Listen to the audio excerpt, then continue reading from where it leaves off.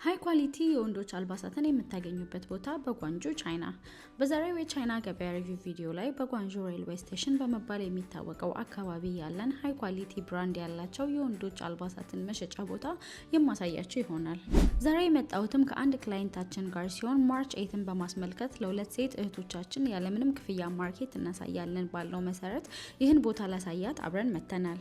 በዚህ ቦታ ያሉት እጅግ ደረጃቸውን የጠበቁ በዋጋም ጭማሪ ያላቸው እቃዎች ሲሆን ሃይ ኮፒ የወንዶች ኮምፕሊት ቱታዎች፣ ቲ-ሸርት፣ ሁዲ፣ ጂንስ ሱሪዎች፣ ጫማዎች፣ ነጠላ ጫማዎች እንዲሁም የጂም ልብሶች በተለያየ ብራንድ ያሉ ሲሆን ለየት ያለ እቃ መያዝ ለሚፈልግ ነጋዴም የሚሆን ቦታ ነው።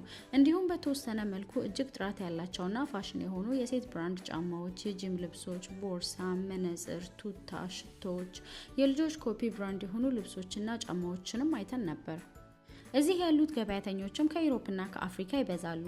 ነጋዴዎቹም በተወሰነ መልኩ የእንግሊዘኛ ቋንቋ ተናጋሪ ስለሆኑ ለመግባባት ብዙም አይቸግርም። የምትፈልጉትን እቃም ዛሬ በዛሬ ወይም ዛሬ ኦርደር አድርጋችሁ በንጋታው መቀበል ትችላላችሁ። ይህ ቦታ ለንግድ የሚመረጥበት ምክንያትም በፍሬም ሆነ በብዛት ስለሚሸጡ ነው። ነገር ግን የብዛትና የፍሬ ዋጋቸው እጅግ ለውጥ አለው። ስለዚህ በደንብ ተከራክሮ መግዛት ተገቢ ነው። እንዲሁም በራቸው ላይ ሴል የወጣባቸውን እቃዎች የሚያንጠለጥሉ ሲሆን እንደ ዲላቸው በ103 በ102 እያሉ የሚሰቅሏቸውን እቃዎች መውሰድ ትችላላችሁ። ታዲያም ክላይንታችን ብዙ ተዘዋውራ ያጣችውን ኳሊቲ የወንዶች አልባሳትን እዚህ ማግኘት ትችላለች።